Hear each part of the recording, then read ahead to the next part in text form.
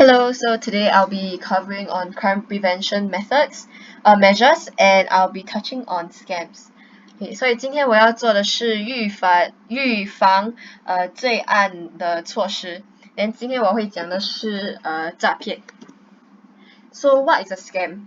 A scam is designed to trick you into giving away basically anything that is valuable or important, like your money, your personal details, or any other data. And they do this by offering you some attractive deals or some fake information.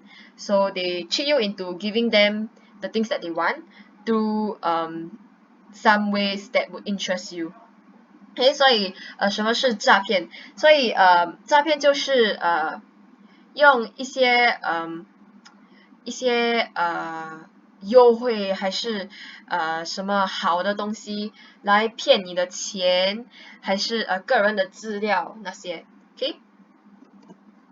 So there are many types of scams. Like these are not the only ones, but for this lesson and the next lesson, I'll be covering on these few lah. Okay.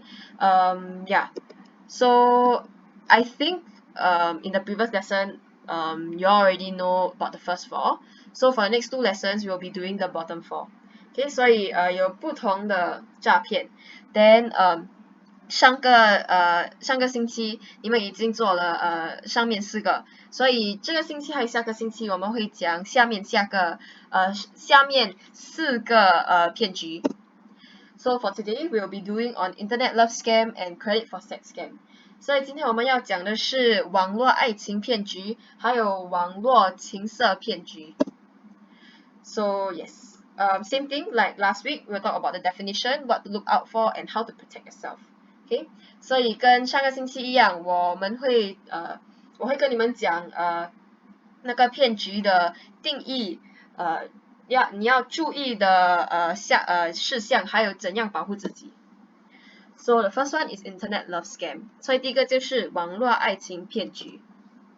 So what is it about? Basically, after you make friends with someone that looks good online, they may tell you some story about that they're having a hard time living, that their life is very hard. And most of the times, these people are from overseas, and you will understand why later. Okay, 所以第一个就是网络爱情骗局。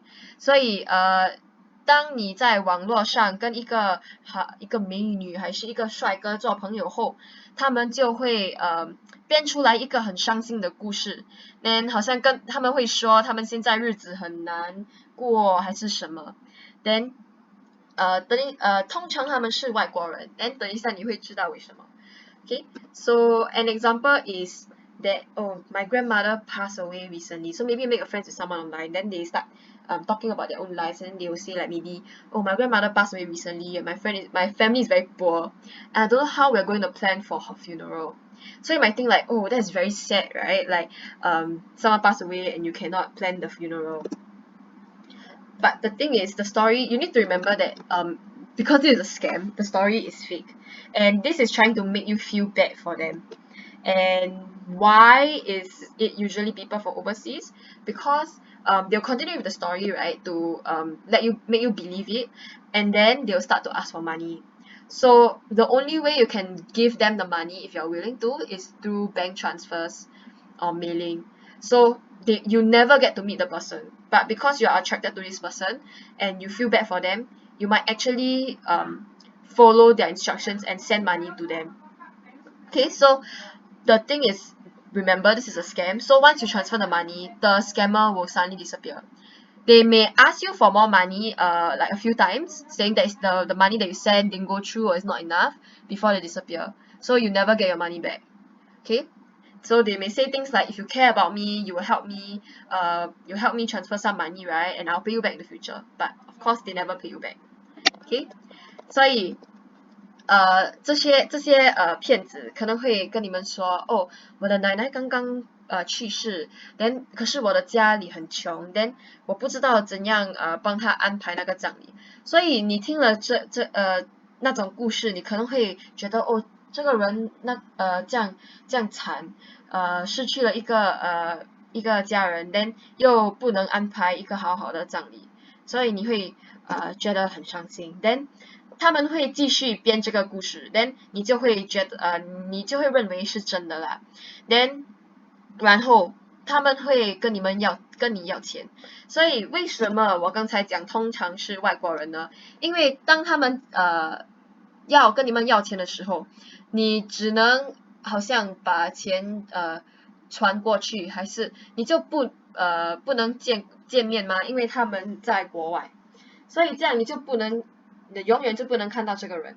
Then 你要记得这个是一个骗局。所以他们会让你们觉得哦，如果你关心我，你会帮我，你会借我好像5000块，他们会发誓他们会把钱还给你，可是那个骗子当然不会还你那个钱啊，连他们会突然间失踪，突然间不会跟你们讲话，所以他们可能失踪前会再跟你们要钱，讲可能第一次你传过那个钱他们没有收到还是什么，还是他们还需要多一些钱，然后才失踪，所以这样你就把你的钱就不见去了。So how to know whether you might be getting scammed? Is when you mainly is when you make friends with strangers online. So the reason why people always say to be careful when you are using social media is because if you make friends with people online and they may actually be fake, so they may use fake photos to uh look like some attractive person, and sometimes another thing is that because these scammers, right, some of them actually are using scams to get more money, and sometimes they may say that they are very smart, very high level education, because to you that to a lot of people that is quite an attractive trait. So people like others who are very smart, but then they say that they're very smart, but they actually may not be of that high level of education. So like example, if their language, the way they speak is a bit broken, it may show that they're actually lying about themselves. 所以一些注意事项就是，当你跟陌生人做朋友的时候，可能会有风险啦。所以好像他们可能会跟你讲他们的教育水平很高，去过大学很多次还是什么，then 他们会讲这些东西，因为他们知道别人喜欢很聪明的人，可是他们可能那个真相，可能他们没有去到大学还是这样高的水平啦，所以他们的语言可能不符合他们的教育水平。then 他们也是会你们可能会发现他们的照片是从网上找的，所以不是他们的照片，可是他们去找这些好看的人的照片，then 自己去用，让你以为他们是那个帅哥还是美女。Another thing is when you meet the person, right, they suddenly like talk about their strong feelings for you, or like some loving words, like they care about you and all that, even though you just met the person, so the person is too close to you, like too fast. 所以另外一个事项就是，当你刚刚遇见那个人不久，在网上遇见那个人不久，他们就不停的用一些肉麻，好像或者一些好话来哄你， then 他们也是可能会表达强烈的对你有强烈的感情还有感受，所以如果你觉得有一个人他们讲这些东西太快还是什么，他们就可能会是一个骗子。So how do you protect yourself from these kind of scams? So just mainly don't anyhow send money to people that you never meet before, even if they sound like they are having a very bad time. You can give them other advice, like, or maybe you can ask them to go to their local bank to seek for help in terms of money, or like ask their family members. So don't try not to send money to people that you have never met in person before. And if you feel like, because sometimes when they tell you this kind of stories, right, they may try and manipulate you and make you get very stressed out, and you may out of that stress transfer the money to them. So just remember, if you are feeling very overwhelmed, do not do anything. Go and talk to your friend or your family member or anyone that you trust about it first, before you take any action. And lastly, don't share any personal information or photos and videos, because these personal information that you give them, right, they may use it as blackmail. So if like in the beginning you told them that you cannot send them money, they may actually use all this personal information and photos that you send them to sort of like blackmail you and tell you, if you don't send me the money now, I will leak this in the internet and let the whole world know your password and all that. Okay, so don't share your personal information and photos and videos to people that you have never met in person before. Even if you meet the person like before, like one time or something, just even then, right, don't trust the person too fast, especially if you met the person on the internet, because there are actually instances where the person actually the person from overseas actually came and meet the victim once, and then make the victim think that this is a real friend, and then after that they just after they send the money they disappear. 所以你们要怎样保护自己呢？第一个就是即使他们有说他们出了什么事，千万不要把你的钱乱借给陌生人。then 如果他们讲他们现在生活很难过还是什么，也是不要去借钱，把钱借给他们。then 如果你觉得你的心情有一点混乱，你不要采取行动先，去跟你的家人还是朋友还是你信任的人去讲去跟他们说先，因为那个骗子可能会一直给你压力，一直让你感到很不安，then 你就因为有这个压力，你就去把那个钱传给他们，就不要直接去做这些事，去跟别人讲先 ，OK？Then 不要乱分享你私人的信息和照片还是视频，因为他们可以用这些东西来跟你们讲，好像如果你不给我那个钱，我会把你的密码放在网上给别人看，then 这样你就有一点难为情了，对吗？所以如果你没有见过这个人，就不要乱给你的私人信息。So the next thing is credit for sex scam. So this is another common scam in Singapore. Okay， 下一个就是一个网络情色骗局。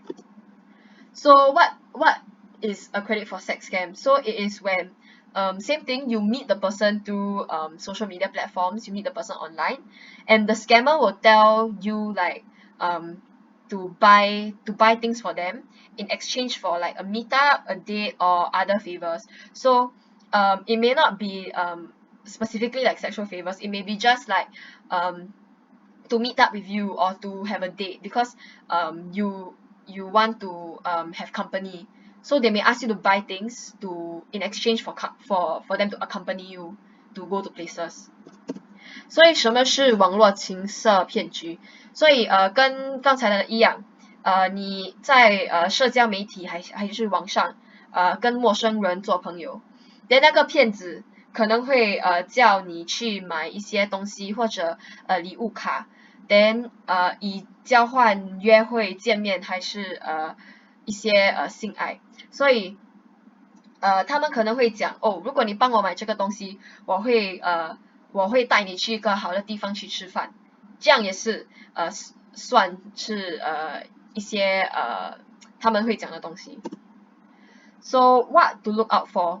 First thing is for some friend requests from strangers. So most importantly, if someone that you don't know send you a friend request online, just don't accept it lah, because you don't know the person, what for let them like friend you online, right? Then especially if after they give you you accept their friend request, right, they may offer some services. So if they do that immediately, block them, okay? Do not talk to them. And then another thing is, if the person you befriend them, then after that they profess strong feelings for you. So it's very similar to just now the love scam. So they will want to chat with you privately and all that immediately after making friends with you. 所以一些注意事项就是，当你在社交媒体收到了一些朋友要求，如果你不知道这个人，如果这个人是一个陌生人，那你就不用跟他们在网上做朋友嘛。所以如果你看到这些陌生人给你一些朋友要求，那你就拒绝他。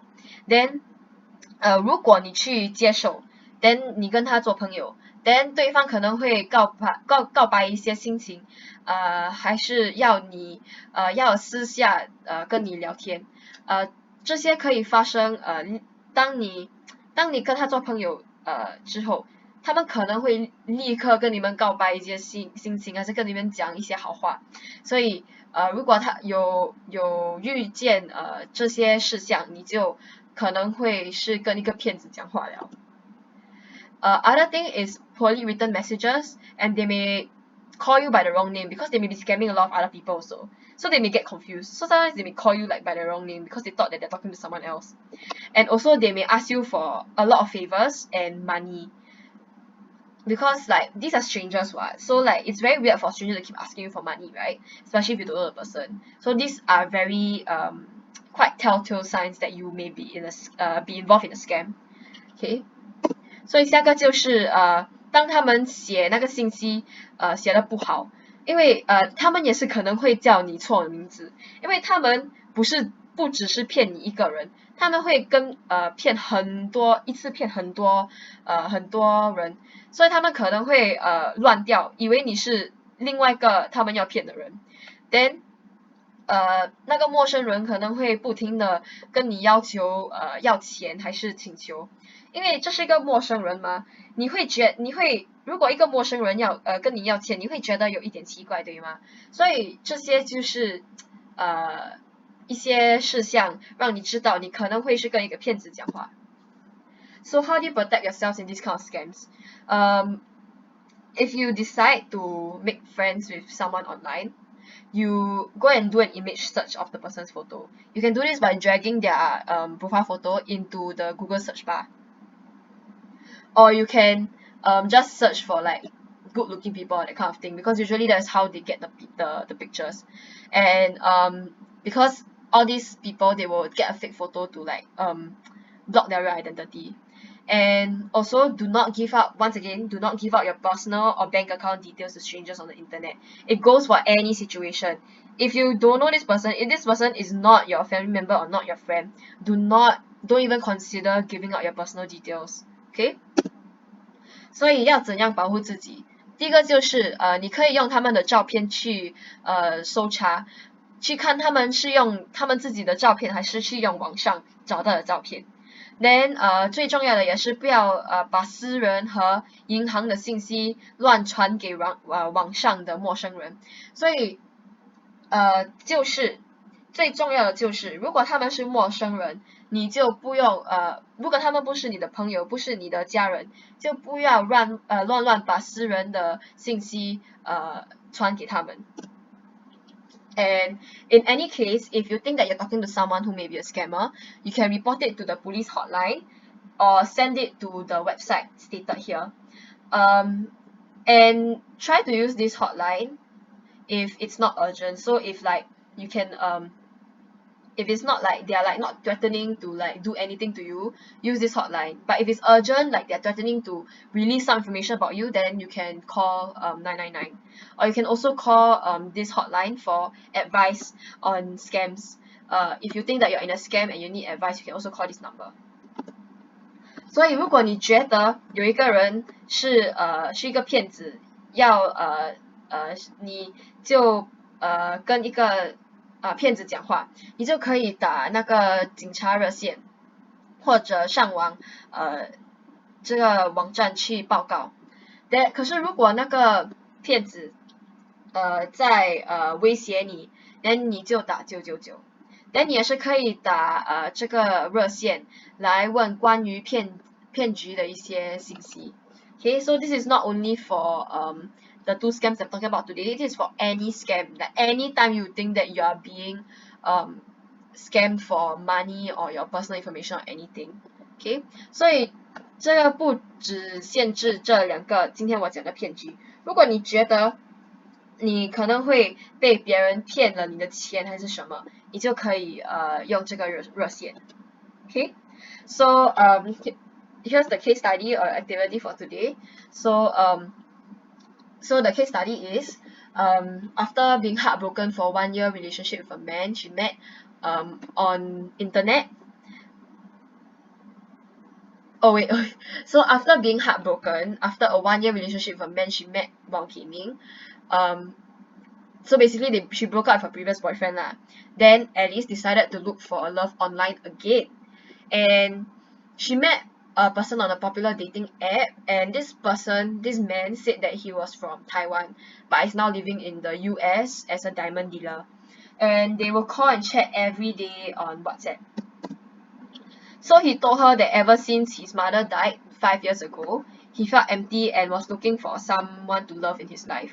So he would send her selfies and videos of him doing things every day. So Alice didn't think much about it. Alice thought that everything was real. And then a few times he actually asked her to be his girlfriend, but because she just went through a breakup, she rejected him. And then after forming some friendship or some relationship together, this man started asking her for money. So he asked to borrow $5,000 US dollars for a loan and to deliver diamonds to the customers. So because she trusted this person, she sent him the money. But then right, after she sent him the money, he said that he did not receive it. Then he asked her to send her again. So she thought that it was a bit weird. So she went to go and check with the bank, and then she realized that actually the transfer was successful. And then she realized that she was being scammed by this person. Okay, 所以今天的活动就是一个案例分清。Okay, so 这是一个真的故事。This is a real life story, by the way. Okay, 所以她受到了分手的悲伤后 ，Alice 就决定去网上去交情。Then 她找到在一个有名的约会应用程序找到了一个男人，但这个男人说他是在台湾出生的，可是现在在美国卖钻石。Then 他们两个每天会在 WhatsApp 打电话传简讯。Then 那名男人跟 Alice 讲，他的母亲5年前过世了。Then 从那天起，他感到很悲伤，就决定找他喜欢的人，现在就是 Alice 啦。Then 他每天会拍照给 Alice 看，他每天在做什么。Then 因为这样 Alice 就觉得他这些视频还有照片都是真的，就没有想太多。Then 那名男人也是有叫 Alice 跟他交往了几次，可是每一次他提交往的时候 ，Alice 会拒绝他，跟他讲他还在从以前的分手重恢复起来。Then 他们聊了一阵子 ，Then 有一天那个男人从 Alice 讨了$5000。Then 他说他是需要用那个钱卖出钻石送给顾客。